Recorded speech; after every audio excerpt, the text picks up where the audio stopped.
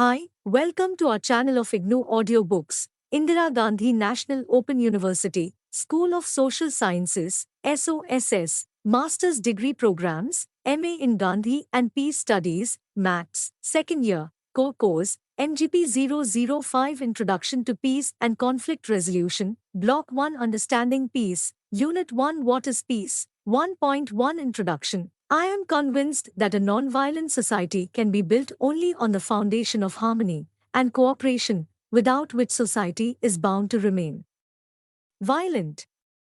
If we argue that this cannot be done, it will mean that a non-violent society can never come into being. In that case, our entire culture would be meaningless. Mahatma Gandhi, peace is essential for individual well-being. Peace is an integral part of normal social life and relations. If peace is lost, man's existence loses its smooth, flawless tenor.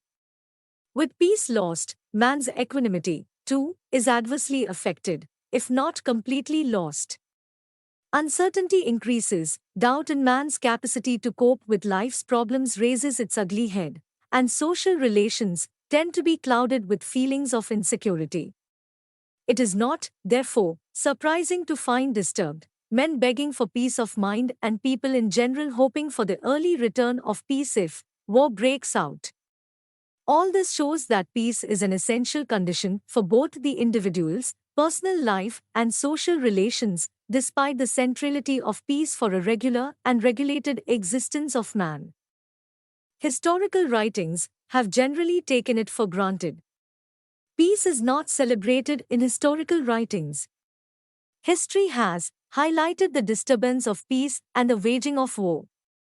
The result is that it is violence that catches the eye of the historian, it is virulent wars that become topics of discussion in history, and it is the deeds of heroes that are told and retold in historical records. The historical record is generally written as the story of the rise and fall of empires, a chronicle of reigns, wars, battles, and military and political revolutions. The essential fact that's central to the process of production and reconstruction of any society are the bonding activities that prevent society to break apart is lost sight of. These bonding activities underlie the tasks of daily life. And daily life revolves around raising and feeding families and organizing the work of production and of meeting human needs, interspersed with times of feasting and celebration of human creativity in poetry, song, dance and art. It also consists of helping others and being helped by others in times of need. If peace nourishes, sustains and enriches life, both personal and social, war destroys life, impoverishes society and ravishes natural resources. However, the glorification of the warrior in history has a powerful effect on human psyche and self-image of man. It leads to viewing the struggle for power as the basic attribute and theme of human existence. Current high levels of reported local and national interethnic and intercultural violence and high levels of military preparedness for interstate violence on every continent confirms this view. Yet a closer inspection of the record of civilizational progress suggests a different basic model of human existence that underlines the possibility of a non-violent and peaceful mode of living and integration with the promise to remove the specter of violence and war and to clear the way, if not for Immanuel Kant's perpetual peace, then certainly for durable and salubrious peace. This model is that of a peaceful society which relies on peaceful methods of conflict resolution for preventing conflicts from becoming violent. Thus, peace is at the heart of this model and in the hearts of the people as well. This is corroborated by the fact that the desire for peace is not only sine qua non of everyday life but also a universal aspiration. In the writings of secular and religious nature, the hope is expressed of a paradise, a bahishta, a swarga where peace prevails eternally and rivers of milk and honey flow perennially. Moreover, humankind has now reached a stage in which elimination of violence, especially massive violence, both for the humankind itself at times of war and for nature for supplying the needs of development, has become imperative. The stark alternative to peace is the impending extinction because of availability of destructive weapons. Since isolation is a practical impossibility, the problem of developing a violence-free society has become global. Aims and objectives. This unit would enable you to understand definitions of peace and their distinctiveness, the need for peace for developing a violence-free society, the need of maintaining peace at the individual, societal, and state level, the means appropriate for sustaining peace. 1 point to defining peace. Before a precise and definite definition of peace is attempted, it is necessary to clarify certain issues that prevent a clear understanding of what peace really is. Up until 100 years ago, peace as a subject of theoretical discussion was almost non-existent. Peace was simply treated as a condition that followed the cessation of wars. Peace as an autonomous subject, not as an appendage of war, does not have a very long career. As Encyclopaedia Britannica, 1911, makes it clear, the subordination of peace to the main subject of war, at least in international law, was the main trend. When peace emerged as an autonomous subject and as an object of theory generating contemplation about 100 years ago, certain other difficulties clouded its clear understanding, two of which need to be identified here. There is no agreed-upon definition of what peace in reality means. This is evident from the fact that, broadly speaking, peace has been defined in two different ways. 1. To equate peace with the absence of non-peace.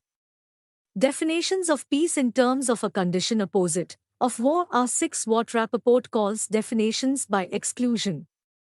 1. For example, peace has been viewed as respite from war, quiet from suits or disorder, 2. Rest from commotion, etc. The range of definitions associated with the word peace does not give us any precise idea of what peace practically means.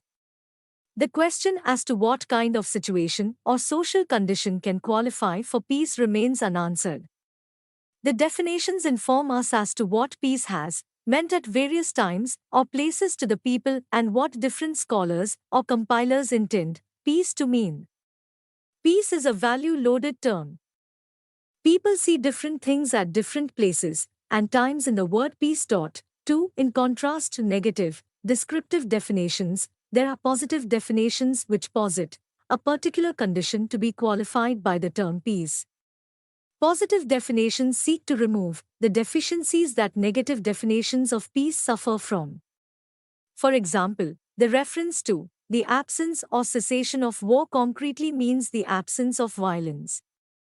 However, the absence of violence, as Galton observes, should not be confused with absence of conflict. Violence may occur without conflict, and conflict may be solved by means of non-violent mechanisms. 3. It is true that positive definitions do emphasize the primacy of peaceful, non-violent means of conflict resolution.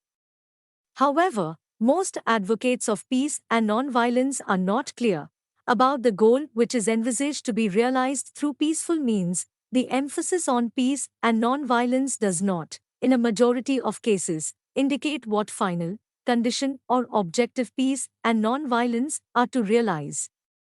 Different schools of thought and groups of activists visualize different conditions that, for them, would signify peace. For example, pacifism, an important stream of philosophical thinking and a strong social movement, envisages the penultimate goal as the purging of the human psyche of aggressiveness, as rejection of violence by human individuals as means to whatever ends. Thus the end of the rejection of violence remains unspecified. In contradiction to this, peace advocacy emphasizes organized action that is assumed to promote conditions that would prove conducive to peace. These may range from massive demonstrations against threat of war or actual war to deterrence by massive armament. The second difficulty relates to the question of perpetual or abiding peace. Supposing that violence has been banished and peace prevails, does not this mean the freezing of a particular kind of status quo for eternity? But is not such a peace conducive to oppression and tyranny? To make a particular kind of status quo permanent is to block change at its source. The continuity of the same condition day after day assumes the status of a sacred value and becomes the paramount duty of everyone to defend status quo. The preference for a stable society rules out change. However, change is as important an attribute of man's existence as stability. Moreover, the very stability may create conditions which are favorable and good for some and unfavorable and bad for others. Such a situation is the seedbed of conflict, signaling the need to introduce necessary change. If this signal is ignored, the way is paved for the explosion of violence. It is necessary not only to recognize the need for stability but also allow for the possibility of change. Unless this is done, peace becomes oppressive and may lead to the possibility of violence and war. Peace has been made into an absolute, a significant factor for its own sake. It is true that excessive flux is harmful. But it does not mean that it must be eliminated, ruled out forever. Rather, instead of being completely ruled out, one should aim at controlling it and regulating it. If peace is made an absolute, it will inevitably plunge mankind into the tyranny of war.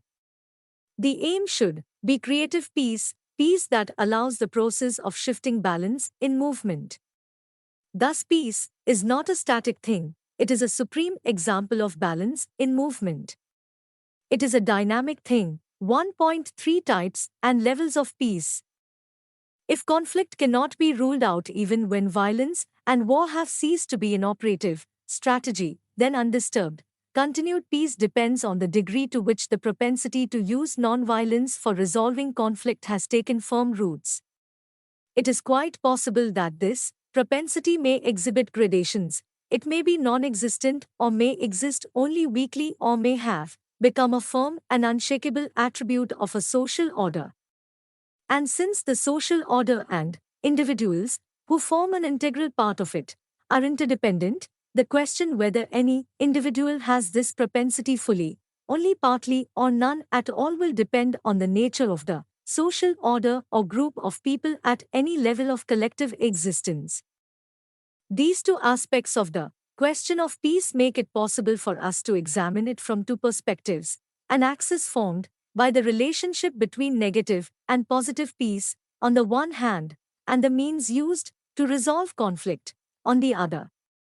The other perspective involves the relationship between peace and levels of collective human existence. Two different kinds of peace can, following Galton, be identified here: one, negative peace, and the other, positive peace.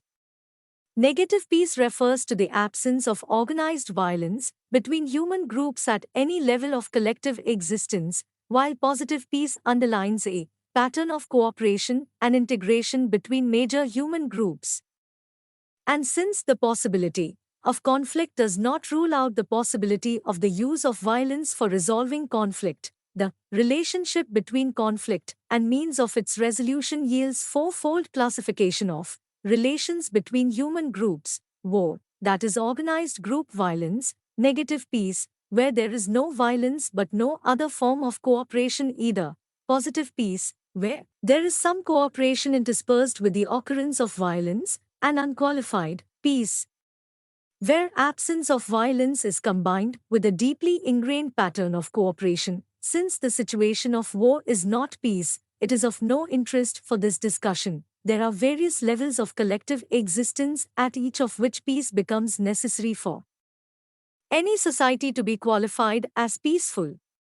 At the primary level stands the individual, who is driven by the need to live in a group not only to assure his survival but also to make his life materially comfortable and psychologically contented and happy. Groups, however, vary in size and quality. They range from a nuclear family to the entire world. This variation can be seen to yield, for our purposes, mainly three levels: the level of human groups, for example, peasants, Dalits, army, etc., and the level of the international system of nations. Galton talks of the emerging level of the world state. However, since it is still in the womb of possibility, it does not concern us here. Each of these levels can be and usually is afflicted with unrest, tension, and not infrequently, conflict and violence. The occurrence of this situation demands action, both ad hoc and institutionalized, for correcting it and restoring peace.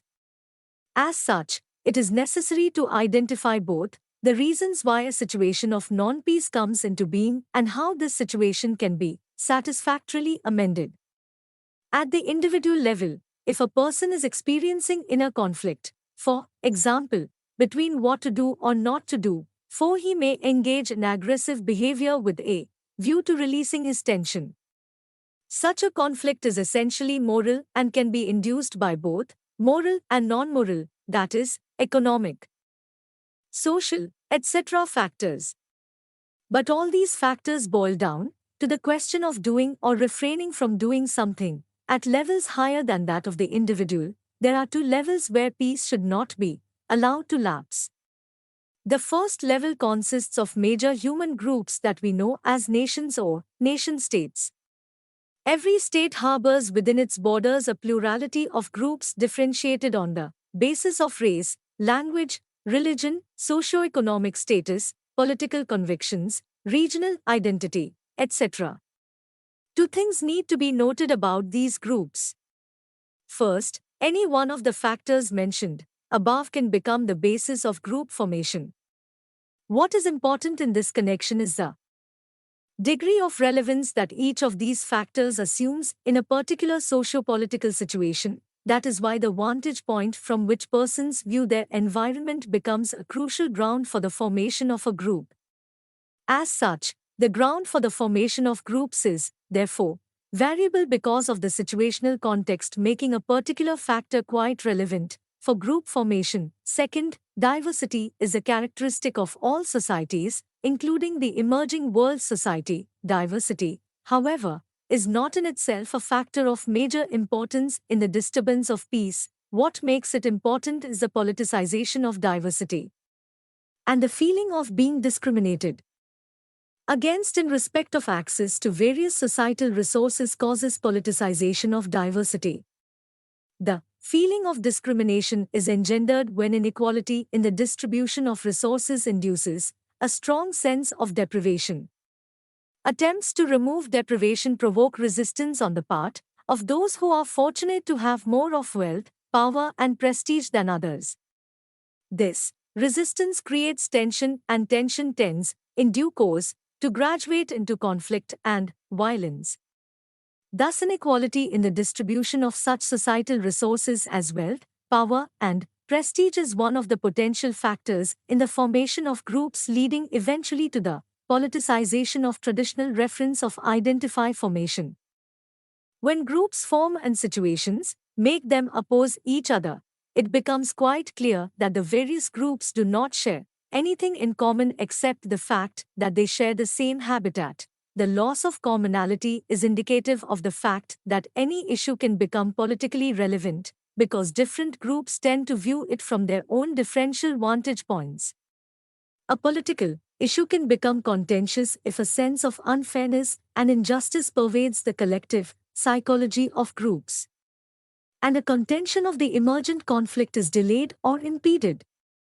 Such a contingency strikes both national society and the world system of international relations. However, what needs to be re-emphasized is that diversity in itself does not pose any threat to peace. What poses threat to peace is a politicization of diversity, which is caused by the strong perception of deprivation by different groups. In the case of national societies, the disturbance of peace affects in a major way only those within their boundaries.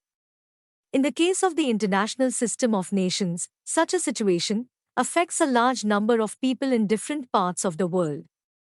In the cases both of national societies and world system, the root causes are 1. The claims of entitlement, either in terms of conserving what one has or a right, that is, the claim to something, and 2. The ambition to get more than what one can rightfully claim to be one's own.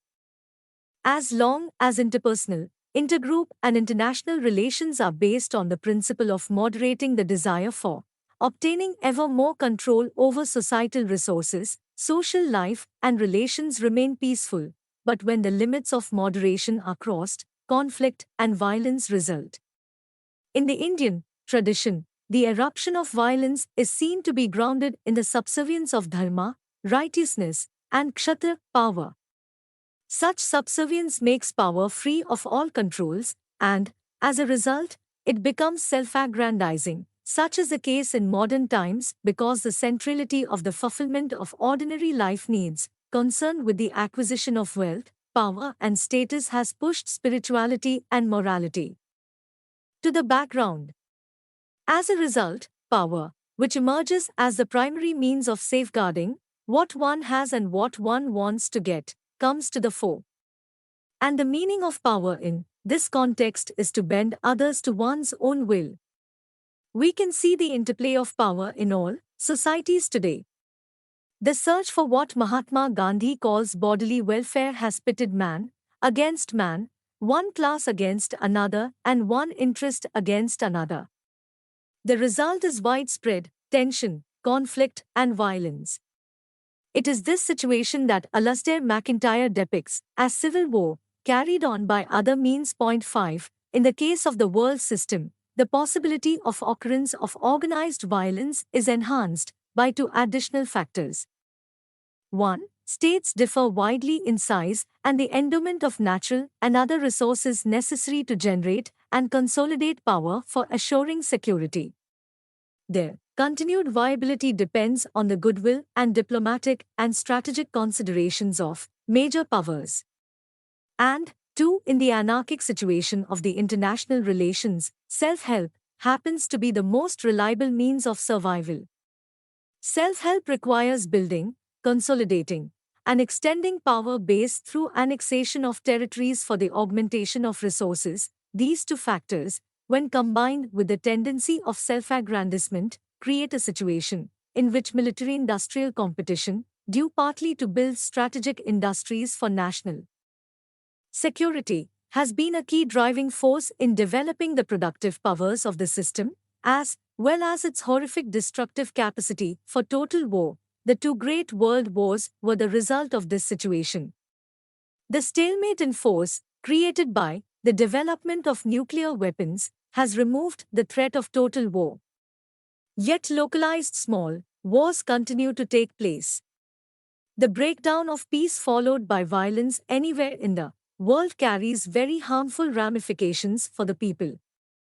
The expansion of economic activities has brought different countries closer together, and interlinkage between them has become very dense. Consequently, if something happens in one part of the world, its impact can be felt in the other parts. Such a situation makes peace very essential. 1.4 Means of creating and sustaining peace. Peace is essential for sustaining a normal tenor of life, a life free from tension and conflict. The disturbance of peace at any level identified above is likely to have a larger impact no matter where it is broken.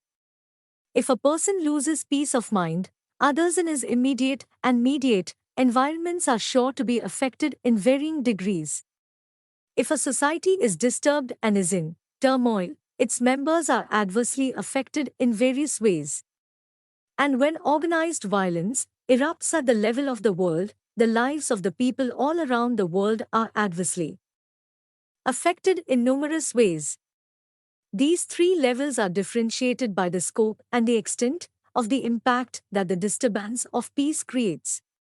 However, whenever peace is broken, it is broken because of the failure of the mechanism of reconciliation and compromise that is set in operation whenever the possibility of conflict becomes visible.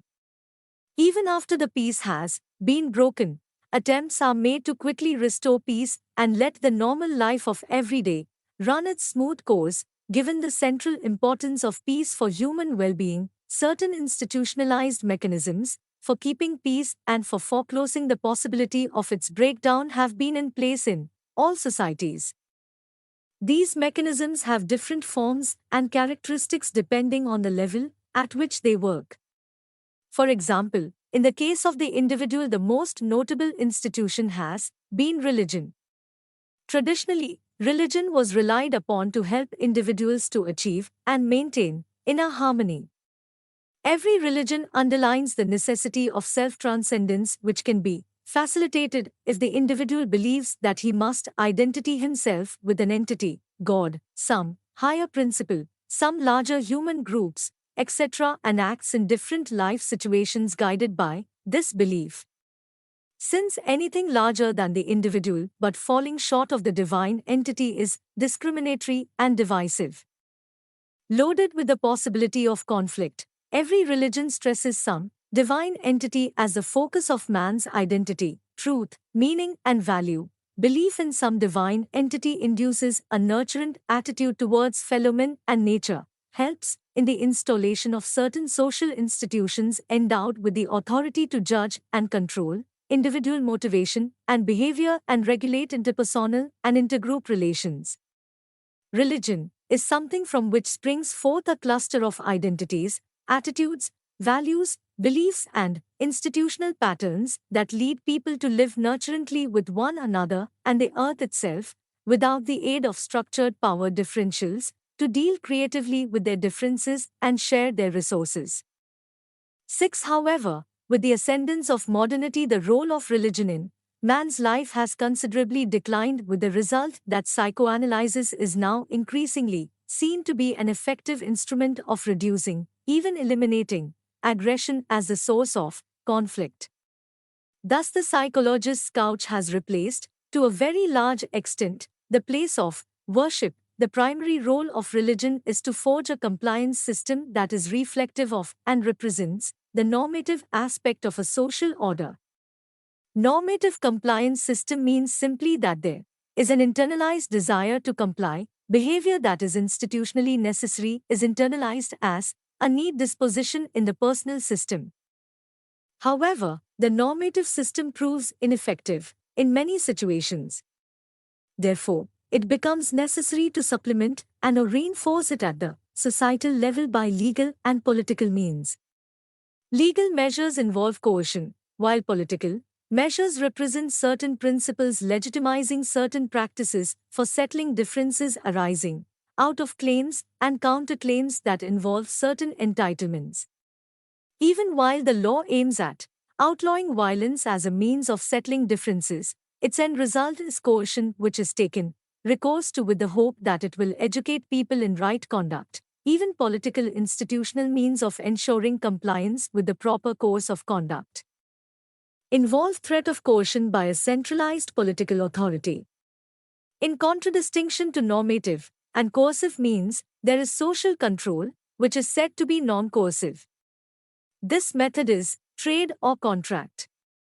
Trade or contract is supposed to be an effective means of achieving integration of people and places, and, as integration progresses, peaceful relations among the people concerned are supposed to prevail. Social control based on trade is relatively free from internal violence, either overt or structural. Contractual relations are based on quid pro quo, and it is profitable to comply with the terms of the contract. As a matter of fact, contractual relations are supposed to cultivate the virtues of honesty, tolerance, and modesty, virtues that are the fountainhead of non-violence. These methods of securing compliance pertain largely to a society at the level higher than the national political unit. The methods of maintaining peace involve four major institutional mechanisms. These mechanisms concern relations between nation-states and are supposed to promote peaceful relations among them. These mechanisms are balance of power, hegemony, disarmament, and some kind of world organization. Balance of power takes its inspiration from the natural science principle of equilibrium. It signifies stability within a system composed of a number of autonomous forces.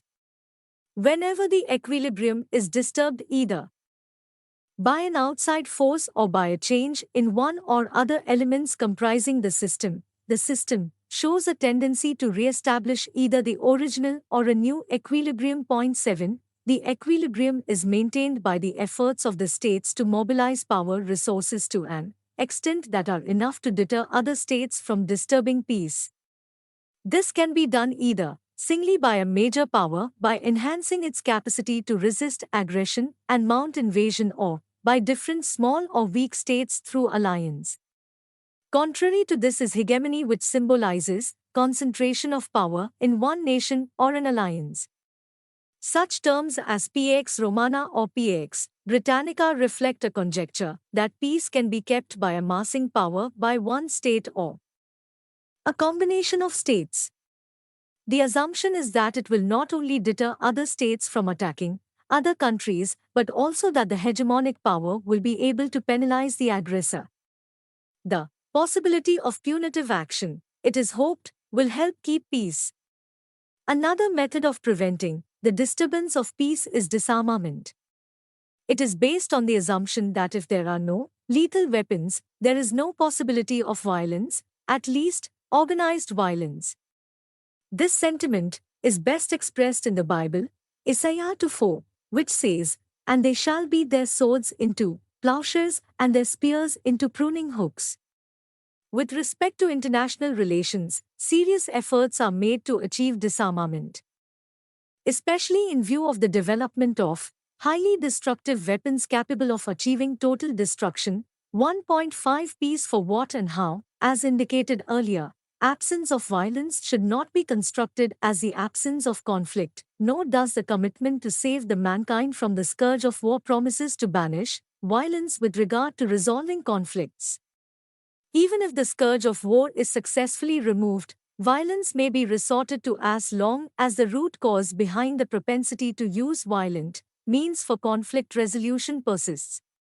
As the preamble to the UNESCO Charter declares, since war begins in the minds of men, it is in the minds of men that the defenses of peace must be constructed. But then, the question, how the defenses of peace can be constructed in the minds of men, must be squarely faced. Obviously, the foundation of such defenses can be none else than inner harmony, which is realized when the phenomenon of aggression, of the propensity to use violence, is rooted out of man's interior. This raises the question whether inner harmony can provide the firm basis for banishing war between nations. Galton replies in the negative. He argues that wars between nations take place at the international level. This level is sui generis and requires analysis and reform at that level. 8. According to him, to make inner harmony as the basis of peace at the world system of international relations is a confusion of levels. However, one could observe that had aggression been becalmed and neutralized in the minds of Hitler and Mussolini and others of their ilk, wars would not have taken place. But Galton is right in pointing out to the crucial importance of conditions obtaining in man's environment for preserving and sustaining peace. Thus it is necessary to ask, what are these conditions that must prevail to allow peace a chance? But, then, we have to answer the final question in this connection, what end is peace to serve? It does not need any proof for the argument that peace is essentially a condition for man to enjoy the fruits of a good life. But, then, what is meant by good life? It is this last question that forces us to see the need of the prevalence of compatibility between man's interior and the external world, as well as the crucial linkage between different levels of man's world. It also makes it necessary to link the question of what is good life to Sorokin's distinction between two types of cultural modes of living. The distinction that he makes between ideational idealistic and sensate materialistic types of culture has a great bearing on answering this question, what is peace? The basic difference between these two types of culture lies in the source from which a person derives the standard of his living. This standard can be derived from the nature of man himself or from a transhuman source that transcends the limitations of contingent human experience. If the standard is derived from man's nature itself, then man turns out to be simply a body-mind complex. It is then the appetites of the body, that is, desires and their satisfaction, that determines the mode of man's existence. In the process of satisfying these desires, man becomes externalized. This signifies that his material interest replaces man's inner being and he becomes the reflexive creature of external, largely material, objects which attract or repel him. He develops an instrumental perspective on the external world and treats it as one of potential means with a view to control. The need to control the external world makes power the central drive in life. With this, social life and relations are characterized by competition and the tendency of man to profit, as Rousseau puts it, by the misfortune of his neighbors. Pervasive competition to get ahead of others in the struggle of life breeds aggression in the minds of men, and violence becomes one of the means of getting what one wants. In contradistinction to this, the ideational idealistic type of culture derives the standard of man's living from a transcendental source.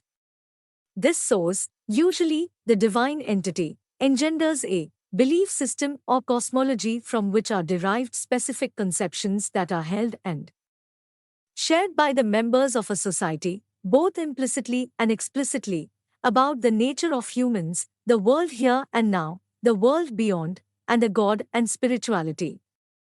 Since all men are considered to be the children of God, there develops an attitude of respect towards others, as well as the awareness of recognizing and safeguarding their integrity.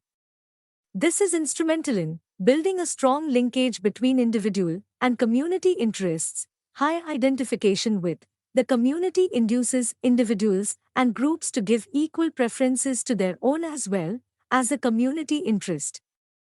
This induces a preference for joint problem solving. This, in turn, leads to the development of institutional devices for resolving conflicts through nonviolent means.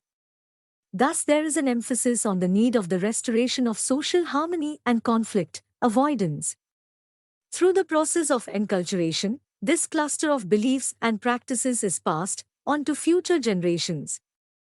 As a result, the ethos of this culture is to suppress aggression and minimize the incidence of violence.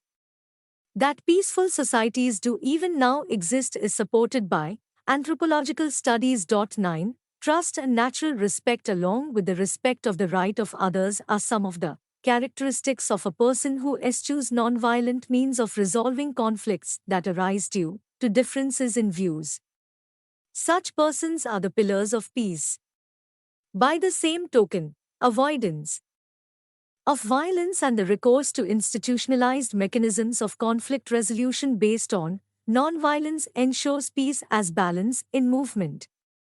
As such, conditions that sustain peace as balance in movement must constitute the necessary elements of a good life. These conditions of good life rely more on internal discipline than on external controls. And different measures used to sustain peace at different levels of human world fail to keep peace because they rely more, even exclusively, on external control. 1.6 Summary. Peace is essential for individual well-being and is recognized as an integral part of normal social life and relations.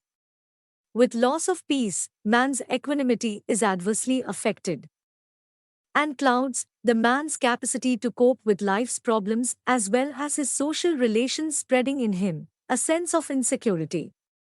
Peace is an essential condition for both the individual's personal life and social relations. Historical writings have focused less on peace and more on war and recorded the events of the rise and fall of empires, a chronicle of reigns, wars, battles, and military and political revolutions. Peace is necessary to nourish, sustain, and enrich life, both personal and social. This unit has dealt with a comprehensive meaning, types, and conditions for peace to prevail and sustain it as well. Trust and the respect of the right of others are some of the characteristics a person should develop to eschew the non-violent means of resolving conflicts that arise due to differences in views. Such people and the non-violent methods ensure the continuance of peace. Thank you. Subscribe to our channel for more updates, and we will see you with the next chapter.